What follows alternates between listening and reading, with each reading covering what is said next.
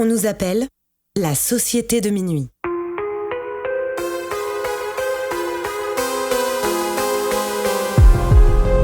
Séparément, on pourrait croire que nous sommes tous très différents les uns des autres.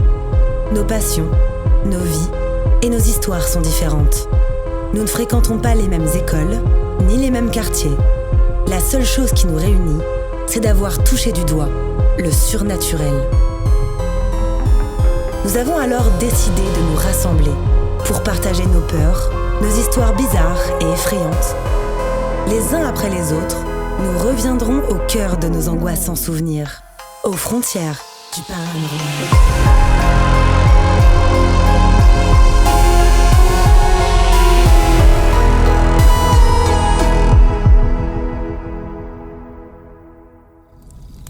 Si vous écoutez cet enregistrement, c'est bien parce que, vous aussi, vous partagez cette fascination pour l'étrange. Vous êtes les bienvenus, mais attention, préparez-vous à sortir de votre zone de confort, car les histoires que vous allez entendre se sont bel et bien produites. Le terme Shoah, qui signifie anéantissement en hébreu, désigne l'extermination de plus de 6 millions de Juifs par l'Allemagne nazie de 1941 à 1945. À l'évocation de ces événements, Aya ressent une profonde douleur, une tristesse intense qu'elle ne parvient pas à expliquer, n'ayant aucun ancêtre juif et aucun proche mort dans les camps. Elle décide alors de partir en Pologne pour visiter le plus grand camp de concentration et d'extermination d'êtres humains, Auschwitz-Birkenau. C'est en basculant dans l'horreur de ce lieu qu'elle trouve les réponses à ses questions. Cette histoire s'intitule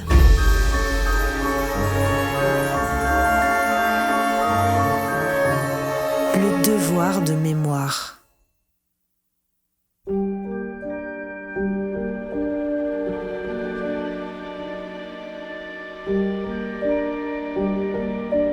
Je m'appelle Aya, je suis bretonne, je suis née et j'ai grandi à Rennes. Dans la vie, je suis auteure et rédactrice web. Mon lien avec le paranormal, il remonte aussi loin que je m'en souvienne. Si vraiment je remonte dans mon enfance, quand j'étais vraiment toute petite, j'ai pas mal de moments bizarres qui se passent la nuit. Je me rappelle d'une fois, par exemple, où je suis en train de dormir dans ma chambre. J'ai une chambre avec une moquette bleue classique des années 90. Je suis dans mon lit, une place, et je dors complètement et je me réveille parce que j'entends un bruit.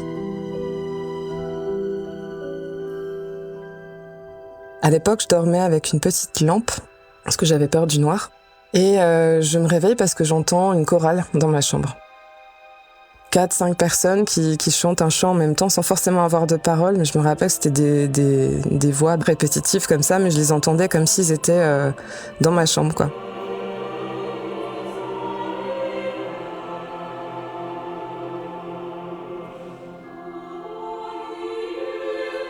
J'ai jamais fait, par exemple, de paralysie du sommeil dans ma vie. Je sais que c'était pas ça. J'étais complètement réveillée. J'avais conscience d'où j'étais. J'avais la maîtrise de mon corps. En tout cas, dans ce dont je me souviens, parce que ça s'est passé. J'avais peut-être 5-6 ans, un truc comme ça.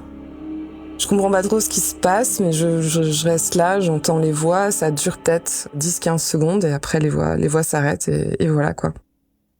Ça, c'était le genre de truc bizarre qui m'arrivait quand j'étais petite.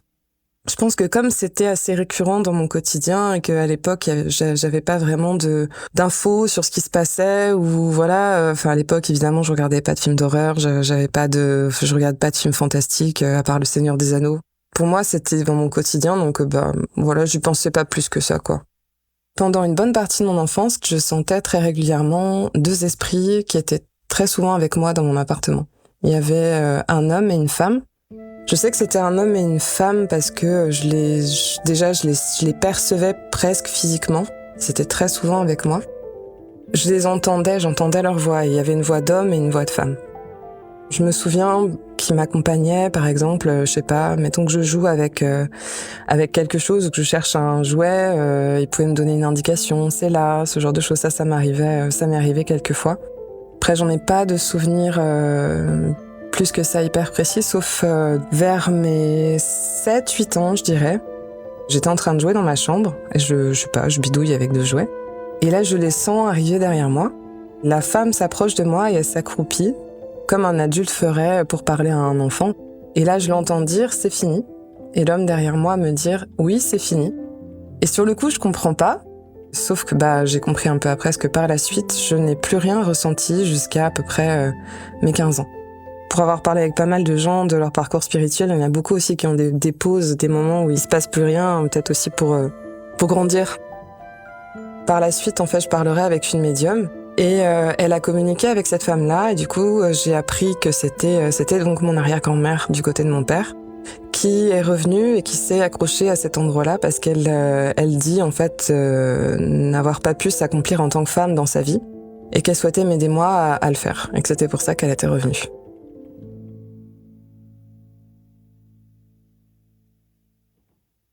Donc je grandis, je passe le collège et vers à peu près mes 15 ans, je recommence à sentir des choses. À ce moment-là, j'étais une vraie éponge. J'ai jamais eu comme certains de protection naturelle ou même ne serait-ce que l'idée de me protéger. Donc j'entendais beaucoup de voix, je voyais beaucoup de choses, la nuit aussi. C'est à cette période-là, donc à la période de mon adolescence, que j'ai vécu mes expériences les plus ouf. À cette période, je passais assez régulièrement du temps avec la médium dont je parlais tout à l'heure, qui est en fait une femme qui fait partie de ma famille éloignée. C'était la femme du frère de mon oncle, du côté de mon père, et c'était quelqu'un de très spirituel, qui expérimentait beaucoup de choses à cette période-là. Elle m'a initiée à voir les auras, elle m'a initiée au pendule, elle m'a initiée à faire tourner un guéridon. On a fait tourner un guéridon toutes les deux, plusieurs fois. Et le guéridon, quand on pose une question, est censé faire taper un coup pour oui et 2 coups pour non. Et la table se met à se balancer, parfois à tournoyer sur elle-même, ou alors à se baisser très très bas. Enfin, c'est assez impressionnant à voir, quoi. Cette femme-là m'a initiée aussi à faire de l'écriture automatique. Et pareil, on pourra dire ce qu'on voudra, mais je trouve que c'est une pratique qui est dangereuse parce que on permet quand même à un esprit de prendre possession d'une partie de notre corps. Donc rétrospectivement, je trouve ça quand même assez dangereux, mais à l'époque, j'en avais pas conscience. Pour moi, le spiritisme et toutes ces choses-là, c'est un peu comme un genre de chat roulette spirituelle un peu. Ça marche, oui, ça marche, ça c'est clair. Il y a des choses qui vont se passer si on le fait. Mais on n'a aucune garantie de savoir qui va être en face de nous. On ne sait pas si ça sera un bon ou un mauvais esprit, même si l'esprit répond à des questions que seuls nous connaissons, ce genre de choses. Enfin, on n'a aucune garantie qu'on va bien avoir l'esprit qu'on attend en face de nous, et on peut tout à fait avoir la malchance de tomber sur quelqu'un de très dangereux, et quand les conséquences négatives arrivent, faut savoir les gérer, elles peuvent être très dangereuses, quoi. Et ça m'a amené, moi, à vivre mes pires expériences spirituelles qui m'ont fait me couper de ce monde-là pendant des années, parce que j'ai eu vraiment extrêmement peur.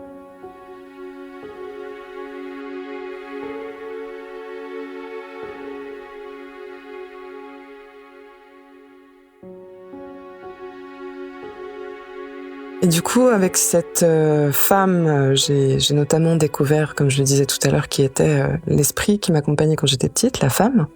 Et à cette période-là, il m'arrivait souvent des choses la nuit, et parfois des choses inexplicables. Une fois, donc, je suis dans ma chambre d'ado. À l'époque, je dormais avec la lumière allumée, mais complètement, toute la nuit. J'avais donc un lit en hauteur qui était contre le mur de ma chambre, et je dormais avec la porte de ma chambre ouverte. Et la porte de ma chambre donnait sur la porte du bureau de mon père, qui était elle-même ouverte cette nuit-là aussi.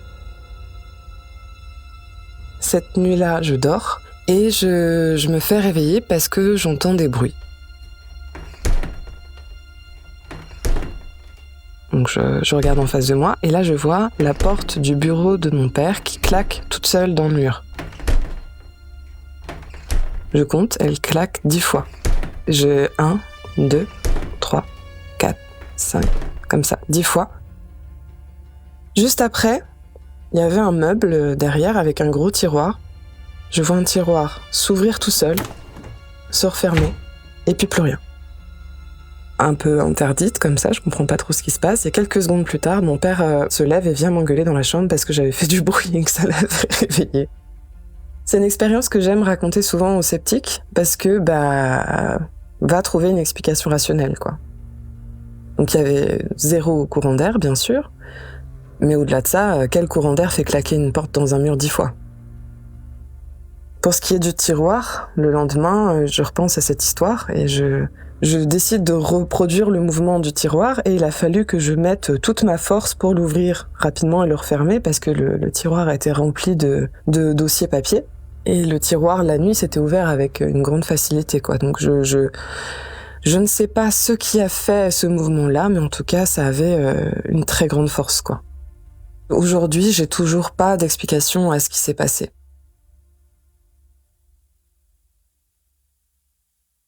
Vers mes 19 ans, je dirais, je décide d'aller avec un ami à Londres 3 jours.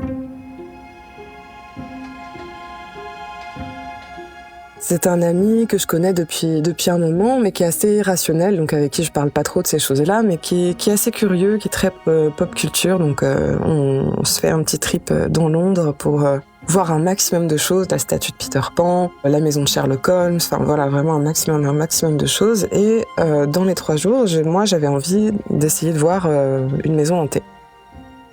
Mon pote est d'accord, par curiosité, on décide d'y aller et on choisit sur internet d'aller visiter le pub Le Grenadier, qui est à côté du palais de la Reine, et qui était en fait, il y a quelques siècles, le lieu de repos, une taverne où se retrouvaient les soldats de la Reine en fait. Il y a eu pas mal d'expérimentations paranormales à cet endroit-là parce que le lieu est connu pour des manifestations un peu exceptionnelles. Et il y a une légende comme quoi il y aurait un soldat qui aurait un jour triché aux cartes et qui aurait été tabassé dans le pub et qui en serait mort. On rentre dans le petit pub et le pub, c'est une salle avec un bar et puis 2 pièces derrière un peu plus cosy avec une ambiance un petit peu plus tranquille. Moi, je décide de faire le tour et de voir ce que je ressens. Donc dans la première salle, tout va bien. Je vais sur la salle à gauche. Pareil, ça va, une ambiance lourde, mais ça va. Et je vais sur la droite, et là je rentre dans la salle et c'est comme si, comme si j'avais eu froid d'un coup. D'un coup, je sentais une chape de plomb sur mes épaules. Et je sens en l'air comme quelque chose qui pend. Il n'y a rien qui pend, mais je sens en l'air comme quelque chose qui pend. Et j'ai presque comme un réflexe de me mettre sur le côté. Je parle de cette sensation de se mettre sur le côté parce que c'était presque quelque chose de physique et j'avais l'impression que quelque chose pendait, mais il n'y avait rien. Est-ce que c'était mon imagination ou pas? Mais dans tous les cas, c'est une impression qui m'a pas mal marquée. Je retourne dans la salle principale où on s'était assis avec mon pote et on boit une bière et à un moment donné, mon pote décide d'aller aux toilettes. Et là, je me retrouve toute seule. Et c'était comme si d'un coup, une dizaine de personnes s'étaient jetées sur moi, limite. Comme si je m'étais retrouvée avec, d'un coup, 10 personnes à 10 cm de mon visage qui me parlaient tout en même temps. Donc je commençais à entendre des espèces de murmures. Je me sens d'un coup très oppressée. Et des sensations physiques assez fortes. Et je sens même à un moment une claque sur ma cuisse, comme si un soldat m'avait dit que j'étais bien à son goût, quoi. On va dire ça comme ça. C'était vraiment glauque comme sensation, quoi. Et mon pote revient, et il me trouve blanche comme un linge, et il me dit « Tu veux qu'on rentre ?» Oui, on est parti direct. Et on s'est quand même assis devant la porte du pub, et il m'a demandé de lui raconter. Donc je commençais à lui raconter ce que j'ai ressenti. Et là, à l'époque, il pouvait m'arriver de ressentir des flashs. Quand ça m'arrivait, c'est comme si une image apparaissait pendant 1 seconde, et que je voyais plus rien d'autre sauf ça, quoi. Et là, j'ai un flash qui m'arrête en plein milieu d'une phrase, tellement c'est fort. Je vois dans la rue, un peu plus loin, un policier de Scotland Yard, à peu près vers la période 1850, un truc comme ça, donc dans son uniforme, qui était au milieu de la rue.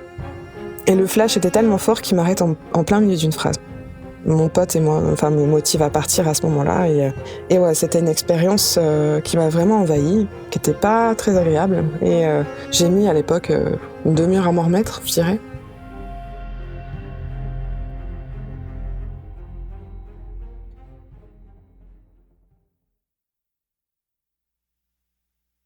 Il y a eu une série d'anecdotes qui m'a particulièrement marquée à cette période-là, et c'est une des raisons pour lesquelles j'avais envie de témoigner dans ton podcast. C'est une série d'anecdotes qui font que je crois en la réincarnation.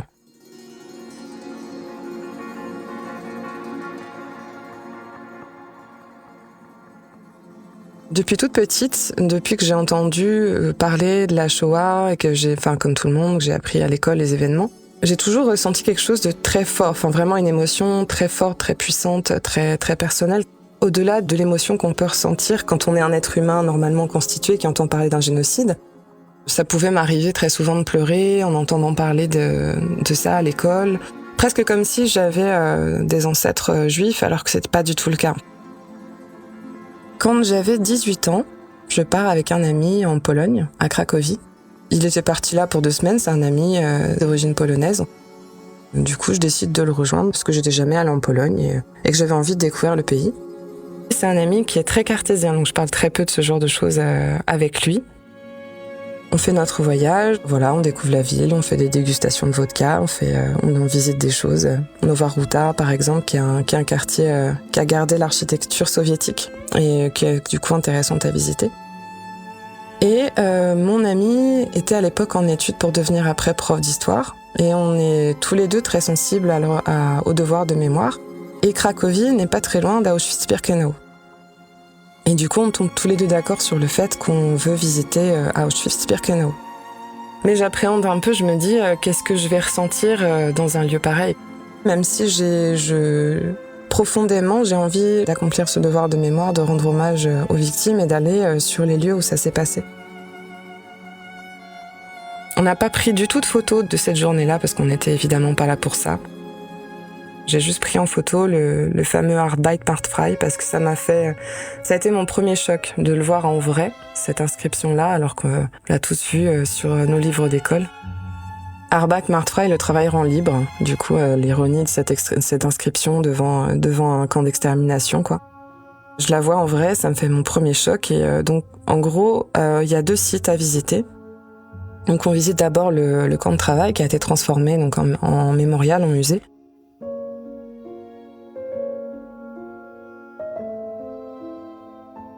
On fait la fameuse pièce où on voit tout le tas de cheveux, on voit le tas de valises, de chaussures. Enfin, ça pareil, c'est assez impressionnant à voir. Effectivement, c'est inimaginable en fait de se dire le nombre de personnes qu'il faut pour faire un tas aussi. Là. Bref, on fait la visite de baraquement en baraquement et à un moment donné, on arrive à un baraquement où il y a eu des expérimentations gynécologiques. Et en ouvrant la porte, j'ai une espèce de courant d'air. J'ai l'impression d'entendre un cri dans ce courant d'air, en fait, une espèce de...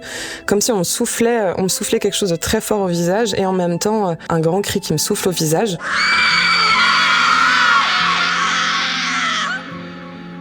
Ce cri-là, il m'a cloué sur place. Pour moi, c'était un cri de souffrance.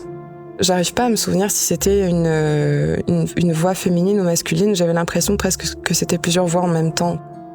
À partir de ce moment-là, je me souviens avoir vu des silhouettes qui marchaient après, avec le fameux uniforme rayé qu'ils avaient. Et voir certains qui se faisaient taper par des nazis en uniforme. Je m'en souviens sur ce chemin-là en avoir vu. Mais ce qui m'a marqué le plus de cette visite, c'était après, donc on avance dans la visite et on arrive dans un endroit qui a servi de chambre à gaz expérimentale. Avec des fours crématoires. Je me souviens rentrer face au four crématoire, regarder sur la droite le mur et voir comme une trace de griffure. Et à ce moment-là, je crois que j'ai eu une des visions les plus horribles que j'ai eues de toute ma vie, où j'ai vu une pièce noire avec un tas de gens les uns sur les autres, nus, qui tendaient les bras vers le haut comme s'ils cherchaient quelque chose. Et je les ai entendus pendant 1 seconde tous crier en même temps. Et ça a duré 1 seconde, ça s'est arrêté. Je crois que c'est un des pires trucs que j'ai jamais vu.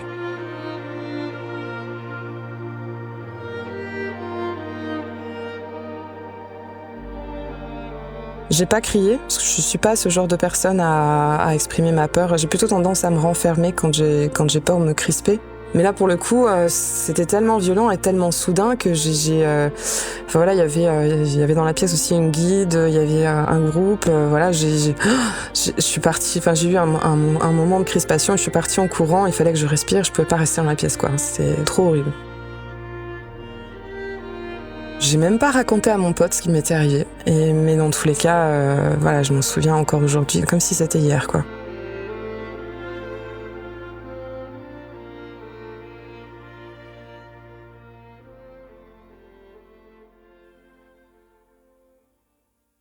On continue la visite et cette fois-ci, donc on se dirige vers Birkenau, le camp donc d'extermination où il y avait les fameuses chambres à gaz. Et j'appréhende, quoi. Là, pour le coup, je me dis, j'ai l'impression que je vais arriver, voilà, à l'épicentre de l'horreur et je me dis, mais qu'est-ce que je vais ressentir, quoi, à cet endroit-là? Qu'est-ce que ça va être? On avance, donc on passe les fameux rails, on visite plusieurs baraquements où les déportés vivaient, donc les baraquements des femmes, des hommes, des enfants. Je me souviens surtout de celui des enfants, parce que ça m'avait marqué. Il y avait déjà le fait de voir les endroits où ils dormaient, à même le bois, sur des si petits espaces, à autant de personnes, et puis dans les intempéries, ça devait être horrible. Et je me souviens du coup qu'il y avait une fresque au-dessus d'une porte, une espèce de clown, si je me souviens bien, sur un vélo. Enfin voilà, c'était assez glaçant de voir dans un baraquement d'enfants, dans un camp d'extermination, une fresque comme si... Alors je sais pas si c'est les adultes déportés ou les SS qui ont dessiné ça, mais comme si on avait voulu un peu égayer le quotidien avec cette fresque, et c'était assez glaçant à voir. Petit à petit, on s'avance vers le bout du camp où il y a les fameuses chambres à gaz, les vraies pour le coup. Et là, à cet endroit-là, il y a un mémorial qui a été construit pour se souvenir des victimes de la guerre. Et c'est surtout cet endroit-là que j'appréhende. Mais je dois dire que cet endroit-là a été très surprenant pour moi parce que alors que je m'attendais à vivre quelque chose d'absolument horrible, j'ai ressenti au contraire une grande paix. C'est, je crois, cette paix-là qui m'a offert l'une des plus belles leçons que le monde de l'invisible m'a offert, parce que j'ai ressenti vraiment une paix, une profonde paix, une douceur, comme si on nous enveloppait, comme si les déportés qui étaient morts ici, en fait, nous remerciaient d'être là, de venir voir ce qui s'était passé, de venir voir l'endroit où ça s'était passé. Et au-delà de ça, j'ai même ressenti un pardon.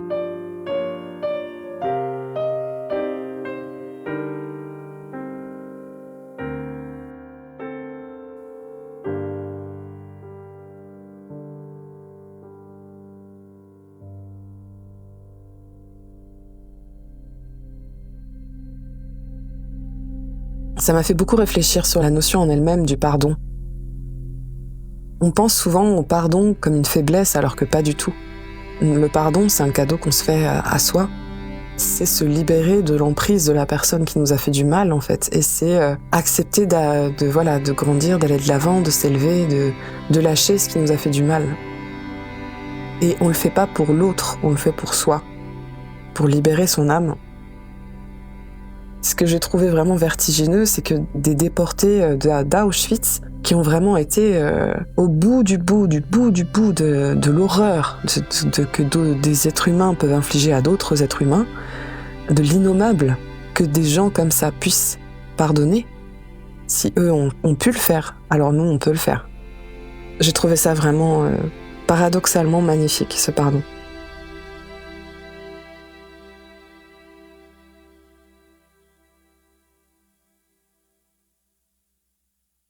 La même année, mon père était parti en Israël dans le cadre de son travail. Il bossait dans la politique. Il faisait notamment des conférences sur la violence, en fait, mais pas en mode répression de la violence, mais plutôt comment on prévient la violence, comment on évite en fait un climat de violence dans une société, ce qui est bien plus intelligent, à mon sens. Mais du coup, il était parti donc en Israël faire une conférence sur le sujet avec une délégation de Français.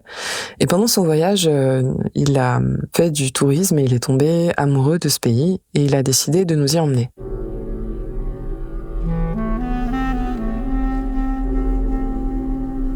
Donc on repart avec ma mère 2 semaines là-bas.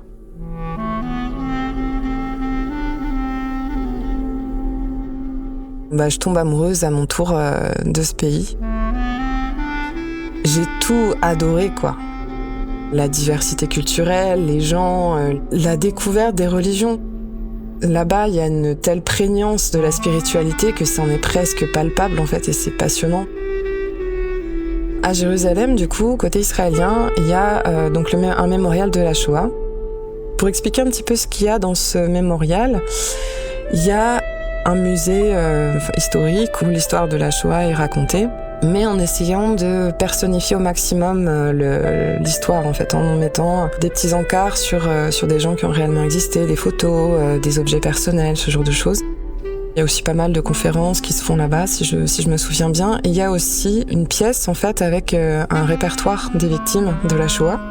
Et toute personne d'ascendance juive qui va là-bas peut taper son nom et voir s'il y a des ancêtres à lui parmi les gens qui sont répertoriés là-bas. Donc nous on fait pas ça parce qu'on n'a pas d'ancêtres juifs, mais dans tous les cas on fait la visite. J'avais donc un audio guide et je me plonge pareil dans la visite. Je suis pareil très émue par ce que je vois, très émue par les photos, toutes ces choses-là.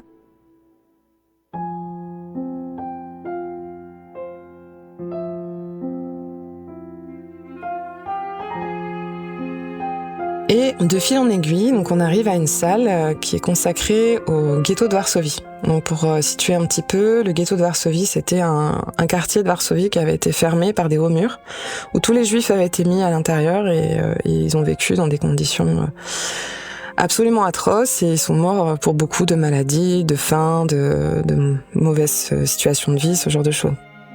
Ils ont recréé en fait une rue du ghetto dans la pièce en prenant donc des pierres qui venaient réellement des rues à l'époque et des lampadaires de l'époque en fait qui étaient réellement au ghetto de Varsovie.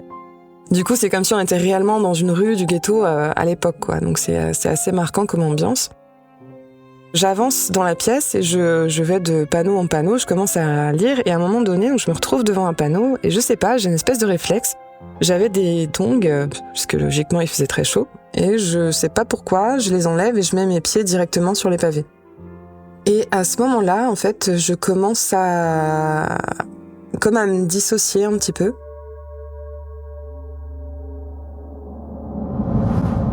J'entends le son de mon audio guide qui devient de plus en plus lointain, en fait. Je comprends à un moment donné presque plus que la voix me dit.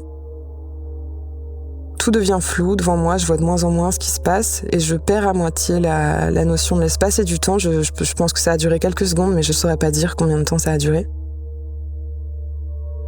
À un moment donné, je reviens à moi et je vois devant moi un bâtiment un peu décrépit, enfin une espèce de crépi blanc qui part en lambeaux un peu. Et je vois donc deux hommes en haillons, des espèces d'habits d'ouvriers de l'époque des années 50, mais en très très mauvais état, quoi. J'en vois un qui s'approche de moi petit à petit et je vois en même temps une espèce de ronde d'ombre de la taille d'enfant se former autour de moi. Donc tout ça, ça dure quelques secondes et puis pareil, complètement par réflexe, je remets mes pieds dans mes tongs et tout disparaît.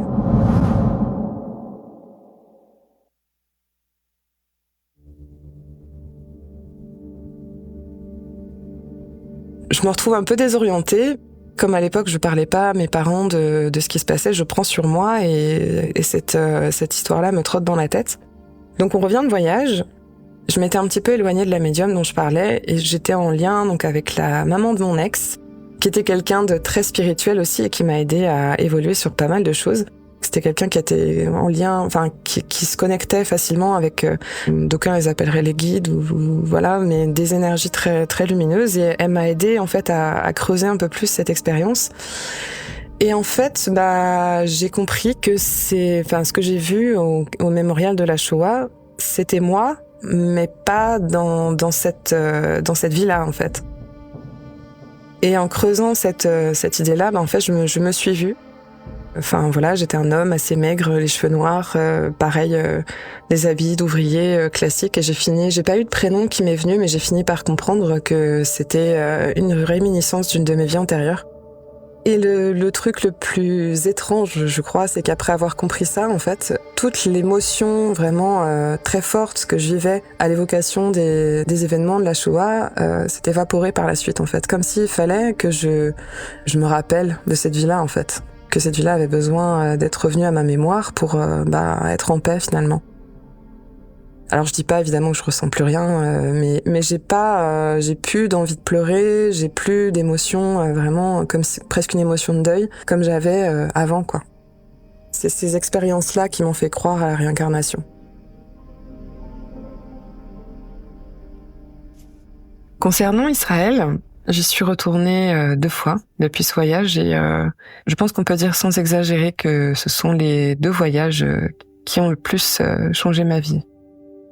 C'est un pays qui a tellement à offrir au-delà de cette actualité dramatique, au-delà de ces gouvernements qui gâchent tout en fait. C'est très personnel parce que je sais bien que c'est mon souhait à moi, mais j'aimerais que lorsqu'on pense à ce pays, qu'on se remémore plutôt la beauté des gens, leur culture. J'aimerais le rappeler, il y a des gens merveilleux des 2 côtés. J'y suis retournée aussi pour faire du bénévolat dans une maison de retraite. Donc je vivais dans cette maison de retraite et j'avais des jours de congé où j'allais visiter un peu le pays. C'est une maison de retraite qui est située à Jérusalem-Est, dans un quartier palestinien, et qui est tenue par un ordre de bonnes sœurs catholiques, l'ordre des Petites Sœurs de Notre-Dame des 7 Douleurs. Et ça aussi, ça a été une grande découverte pour moi parce que j'avais jamais vraiment eu de contact avec des bonnes sœurs avant. J'avais jamais tout court vécu avec de bonnes sœurs avant. Je m'attendais à quelque chose de très dogmatique, froid, et en fait pas du tout. Pas du tout. C'est une maison qui est pleine de vie, qui abrite des personnes âgées, principalement palestiniennes et arméniennes. Et voilà, le personnel compte à la fois des Palestiniens et quand j'y suis allée aussi, des Israéliens. Et ça a été vraiment une expérience qui m'a fait grandir. J'ai découvert que j'aimais bien, d'une manière bateau, on pourrait dire aider les autres, mais moi je le préciserais comme ça, j'aimais bien en fait m'occuper des gens pour leur faciliter la vie, pour qu'ils aient un quotidien un petit peu plus adapté à eux, qui leur permette d'avoir un peu plus d'autonomie et de contact avec les autres. Et cette expérience-là m'a motivée en fait à faire des études ensuite pour devenir éducatrice spécialisée. Bon, je me suis réorientée par la suite, mais mes expériences dans le social aussi, je les regrette absolument pas parce qu'elles ont continué de me faire évoluer. Je revis encore des expériences paranormales, des moments étranges, des moments de communication avec des esprits, mais ça se passe beaucoup moins souvent, ça se passe quand ça doit se passer. Et quand ça se passe, c'est toujours très naturel. Et je préfère comme ça, à vrai dire. Il m'est pu arriver de mauvaises expériences depuis, et je me trouve beaucoup plus en accord avec moi-même, d'un point de vue spirituel.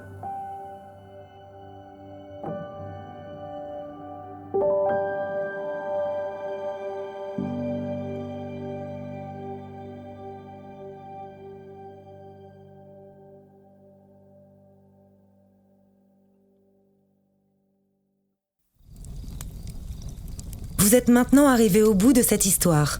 Avant de partir, venez me dire ce que vous en avez pensé en laissant un commentaire sur votre plateforme d'écoute préférée ou sur Instagram. Et n'oubliez pas, si vous aussi, vous avez le courage de vous plonger dans vos souvenirs les plus étranges, prenez contact avec moi, venez me raconter vos histoires et vous ferez vous aussi partie de la Société de Minuit.